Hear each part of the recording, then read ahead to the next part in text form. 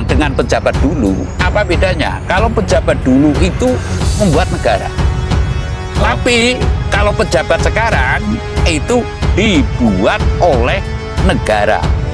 Puji Tuhan, kalau orang Kristen, alhamdulillahirabbil alamin. Kalau orang agama Islam ya, lalu mungkin apalah bahasa yang lain ya, alhamdulillah.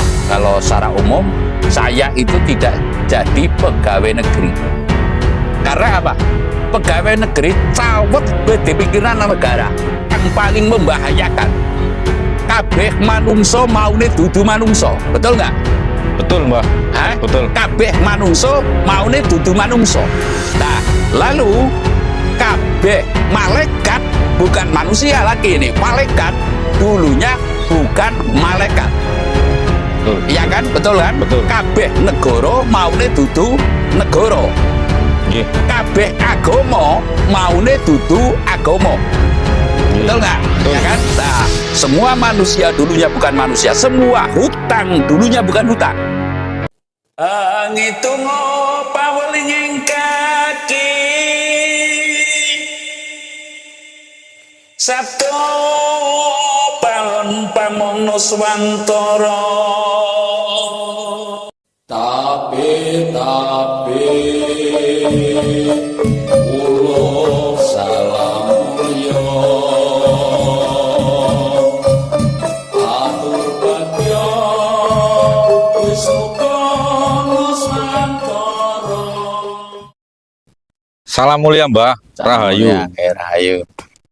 Selamat siang, Mbah. Selamat Sehat, siang. Mbah? Puji Tuhan. Nuwun sewu niki, Mbah. Saya mengamati di beberapa media sosial, dari televisi maupun dari YouTube dan lain sebagainya, Mbah. Itu utang negara kita itu hampir mencapai 10.000 triliun. Kelihatannya kalau secara kacamata pada umumnya itu tidak mungkin negara kita itu akan bisa membayar hutang yang sebesar itu, Mbah. Menurut pandangan lahir batin Mbah itu kira-kira bisa terlunaskan tidak itu hutang negara kita yang segitu besarnya, Mbah? Kulo kepengin ngertos saking Mbah. Monggo, Mbah. Ya niku. Nggih. Niki kader wong cerita nggih. Nggih. Cerita niku kan bisa dipercaya, bisa boten niku. Semua itu tergantung kepada sejarah. Sejarah itu sejak itu niat atau sebuah tujuan. Sejane kepriwe sih? Nggih. Yang terarah. Namun kalau sekarang kan niatnya ngarah bukan terarah ya. Oh, nggih. Nah, sejane ngarah. Nah, ngarah apa? Karena sebelum merdeka, kita itu kan sejane merdeka, tujuannya merdeka. Nggih. Ini awal mula terbentuknya hutang. Nah, begitu menjadi negara kesatuan Republik Indonesia, itu sejane ngarah dari negara. Kalau dulu arahnya adalah merdeka, tapi setelah merdeka, setiap individu, setiap pejabat, setiap rakyat kan ngarah di bumi negara Indonesia, ya kan? Nggih. Lalu kalau pejabat, ya ada yang mengatakan sebagian sekarang pejabat kan pejabut, artinya jabat-jabut gitu loh kan ada. Nah itu kan ngarah artinya begini, ketika tentara sekarang, pejabat sekarang dengan pejabat dulu, apa bedanya? Kalau pejabat dulu itu membuat negara. Tapi kalau pejabat sekarang itu dibuat oleh negara. Puji Tuhan, kalau orang Kristen, alhamdulillahirabbil alamin. Kalau orang agama Islam ya, lalu mungkin apalah bahasa yang lain ya, alhamdulillah. Kalau secara umum saya itu tidak jadi pegawai negeri. Karena apa? Pegawai negeri cawet beda pikiran negara.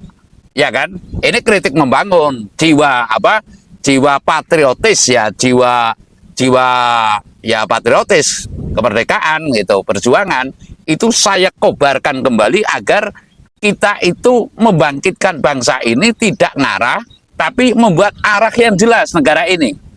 Ya, kembali lagi ya Mas Budi, bahwa Iya, Mbak. sekarang itu sejane itu tidak bermaksud ke arah daripada kemerdekaan itu, padahal garis-garis besar haluan negara sudah jelas ya. Garis-garis besar haluan negara sudah jelas, dasarnya juga sudah jelas, namun adakah yang melaksanakan dasar negara Pancasila? Nah, rata-rata sekarang malah ada sementara orang yang sedikit berpendapat bahwasanya menjadi negara agama saja. Ini kan sudah bertabrakan. Kalau dulu kan prinsipnya Pancasila sebagai dasar negara. Lah, adakah yang berpikir seperti, mohon maaf, kalau dulu Pak Harto itu kan besar kecilnya turut mendirikan negara. Sehingga ya ada korup-korup, yang namanya korupsi itu nggak bisa dihapus, Mas Budi. Jangan keliru ya, korupsi itu nggak bisa dihapus. Nggak korupsi uang, korupsi tenaga, korupsi pikiran. Ini kan di antara korupsi ya. Namun setidaknya Pak Harto itu masih ada nilai juang kepada bangsanya. Ya, utang ya nggak begitu kayak sekarang, dan dia tetap mengendalikan yang namanya dolar dulu, tetap kalau nggak keliru 1.800 ya, zaman Pak Harto, atau 2000 lebih sedikit itu Pak Harto sudah, karena punya wibawa sehingga punya pengaruh lah. Saya akan menceritakan, pertanyaannya adalah bisakah utang negara ini akan terbayar? Kalau secara logika saya mengatakan tidak. Jelas nggak? Nggih. Secara logika tidak mungkin. Baik itu Pak Prabowo, baik itu Ibu Sri Mulyani, ya, baik itu siapapun ahli ekonomi, tidak mungkin akan bisa membayar hutang Indonesia. Presiden siapapun tidak mungkin akan bisa membayar hutang Indonesia, hutang negara Indonesia. Lah, lalu tapi saya pasti saya akan bisa membayar. Ya, pasti kalau secara pikiran saya meyakini, maksud saya tidak mungkin akan bisa terbayar, Mas Budi. Tidak mungkin. Baik itu presidennya ganti 10 kali pun tidak mungkin akan bisa membayar secara pikiran, secara dohir. Namun secara batin saya berkeyakinan, boleh kan saya berkeyakinan, yang bahwasanya kalau hutang negara itu bisa jadi saya yang membayar gitu loh. Saya bisa membayar karena apa? Yang namanya membayar hutang itu tidak harus dengan uang. Sekali lagi, yang namanya membayar hutang itu bisa jadi tidak dengan uang. Contoh, ketika sejarah kita ya, yang saya maksud, ketika Raden Mas Derajat atau Pakubuwono yang pertama menjadi Amangkurat, menjadi Pakubuwono lah, Amangkurat menjadi Pakubuwono, itu kan hutangnya banyak banget. Karena apa? Mengusir Trunojoyo atau Mbirat Trunojoyo yang memberontak ke Mataram, lalu bekerja sama dengan Belanda. Lah, ini hutangnya juga menumpuk. Artinya Mataram punya tanggungan kepada Belanda ini sekian. Namun dibayarnya dengan apa? Ketika itu dibayar oleh Pangeran Sambernyowo. Pangeran Sambernyowo atau Raden Mas Said yang lalu menjadi Mangkunegaran yang pertama. Itu contoh lah. Lah, kaitannya ini tidak mungkin lepas dari laku batin daripada Pangeran Sambernyowo. Ini negara yang semestinya jatuh ke orang tua saya. Kenapa jatuh ke Raden Mas Derajat atau Pakubuwono yang pertama? Dan lalu Raden Mas Said ini Topo Broto, sekarang itu kalau dilacak masih banyak pertapaannya itu Raden Mas Said gitu loh. Di antaranya di dekat makamnya beliau ada Sumur Pitu. Ya, Sumur Pitu atau Tuk Pitu itu. Ya, Tuk Pitu ya Blengan, di Blengan itu. Saya pernah ke sana, yang jelas di situ ada air yang rasanya bleng, ada banyu penguripan, ada dan sebagainya. Di antaranya itu pertapaannya Raden Mas Said lah. Ini saya mengatakan ya, manakala tidak ada laku yang terkhusus untuk bisa membayar itu, spiritual seperti Raden Mas Said tidak mungkin akan bisa terbayar lah. Saya akan menyampaikan ke Mas Budi bahwasanya di antara laku Pakem Sastro Jendro Pangruateng Diu ini yang akan bisa membayar ya. Namun membayarnya tidak harus dengan uang. Sekali lagi, membayarnya tidak harus dengan uang. Saya rasa begitu, Mas Budi. Nuwun sewu niki, Mbah. Ada sebuah pertanyaan yang timbul ketika Mbah menjelaskan bahwa membayar itu tidak dengan uang. Kalau menurut saya itu sangat tidak mungkin, Mbah, di alam yang sekarang. Kalau menurut alam pikir saya, Mbah, Lah, apa dasarnya Mbak istilah apa bisa menjelaskan seperti itu? Dari mana Mbak nanti mau memulai untuk Aku lelaku itu loh Mbak, lelaku Iya. sastra Jendronya itu. begini, Mas Budi. Yang namanya sesungguhnya, saya sering mengatakan dari zaman Aji Saka ini bundelan Ratu Lawasan. Ratu Lawasan yang saya maksud, bundelan ini adalah bundelan dari Kayangan. Bundelan ini adalah punyanya Kaki Ismoyo, kagungannya Kaki Ismoyo, Sang Pamong Nusantara, yang sementara dipegang oleh Betara Guru. Dan lalu diturunkan yang pertama oleh kepada Aji Saka. Gitu loh, ya, kepada Aji Saka. Yang saya tahu pertapan Aji Saka itu ada di Tawangharjo, Purwodadi, dan niatan saya juga niscaya sebelum saya melakoni akan ke sana. Saya sudah kontak-kontak dengan Pak Rohman lah, pinjam mobil intinya. Nah, saya akan ke sana. Saya akan mengatakan demikian. Yang namanya manusia itu sedetik bisa maling. Percaya nggak? Saya Mbak. Tatkala kamu seperti ini, kamu pasti keserangan tuh. Iya kan? Wah, saya pernah mencoba, pingin seneng 24 jam nggak bisa, tetap kalah oleh ngantuk, ya kan? Dan lalu ada siang pasti ada malam. Lah, ini ketika saya nggak menunggu kelalaiannya atau menunggu celakanya bangsa-bangsa yang menghutangkan, ya bukan. Namun ketika manusia itu mau guyub rukun, syaratnya apa manusia mau guyub rukun? Belum tahu itu Mbak. Nah, syaratnya manusia mau guyub, mau ngalah dan menyatakan kalah manakala sudah terdesak dan sangat sengsara.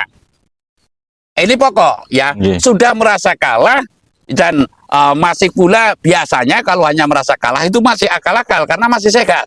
Namun ketika dia sudah les, dalam artian sudah tidak bisa berbuat apapun, ya, wis sengsara banget lah secara gampangnya. Di situ manusia baru mau guyub rukun. Nah, siapa sing perintah menungsang ngutangi? Nah, saya akan mengatakan pula yang bahwasanya hidup itu bukan hutang dan bukan ngutang. Nah, aslinya fitrahnya seperti itu, Mas Budi. Tapi hidup itu adalah doyo dinayan, bahu membahu, saling tolong lah secara mudahnya seperti itu. Saya membuka sedikit ya, bahwasanya yang namanya sastra Jendro Pangruating Diu, ngelmu pepuntone ngelmu datan wonten malih. Ya sekali lagi, kawruh atau ilmu sastra Jendro Hayuningrat Pangruating Diu, ngelmu pepuntone ngelmu, ujung dari segala ilmu. Kalau mohon maaf ya, agama ini kan masih ilmu tahapannya, ilmu A, ilmu B, ilmu C. Lah, ini kalau boleh saya ngomong, ngelmu pepuntone ngelmu datan wonten malih. Ngelmu wewadining bumi. Lah, ini ilmu wewadi. Wadi itu ya rahasia, ilmu rahasia alam yang betul-betul dipegang oleh Tuhan langsung dan diserahkan manakala kompromi antara jagat triluko kalau istilah pedalangan itu ya alam palimunan, alam binatang, alam tumbuhan, lalu apa ini namanya antariksa taruhlah ya galaksi gitu, kalau istilah Kiai Abduh gitu. Galaksi itu diantaranya ada bumi, sudah mupakatan dan baru diserahkan. Lah di situ isinya kalau boleh saya ngomong yang paling membahayakan, kabeh manungso maune dudu manungso, betul nggak? Betul Mbak. Betul. Kabeh manungso maune dudu manungso. Nah lalu kabeh malaikat bukan manusia lagi ini, malaikat dulunya bukan malaikat. Betul. Iya kan? Betul kan? Betul. Kabeh negara maune dudu negara. Nggih. Kabeh agama maune dudu agama. Betul nggak? Betul. Ya kan? Nah, kabeh semua ini dulunya itu tidak ada. Nah, untuk bisa mengembalikan itu, selain sastra Jendro Pangruating Diu tidak ada lagi. Nah, ketika itu semua manusia dulunya bukan manusia, semua hutang dulunya bukan hutang. Lah, ketika hanya bersifat hutang, kira-kira lebur nggak di situ? Ini lebur Mbak. Lebur kan? Lebur. Nah, makanya saya mengatakan yang namanya manakala melalui logika, ya dengan mendulang emas di Irian Jaya, betapa capeknya kita untuk bayar 10.000 triliun, ya kan? Capek sekali lah, nggak kuat tenaganya, lah, ya kan? Rasio ini, ya.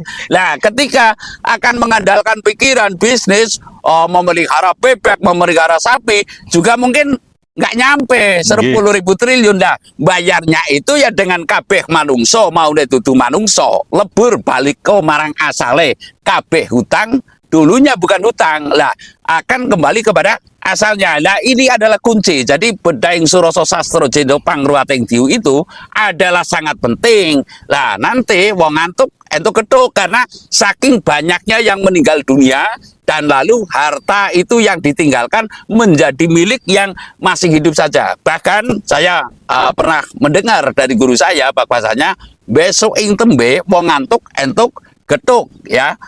Kencono katon wingko sekarang ya, nanti wingko kanto kencono lah, nanti umah bagus garing ngenggoni menungsa sejagok luruk siji. Nggih. Manakala sudah menjadi desa Gunung Keseripah, kecamatan Gusiranda itu Mas Budi. Jadi intinya hutang ini tidak mungkin akan bisa terbayar oleh kekuatan tenaga, kekuatan pikiran, ya, namun oleh Bedaing Suroso Sastro Jendro Pangruwating Diu. Menurut saya demikian. Nggih, matur nembah nuwun, Mbah. Niki sampun wonten sedikit pemahaman, sudah ada sedikit pemahaman buat diri saya, Mbah. Matur nembah nuwun, Mbah. Salam mulia. Salam mulia.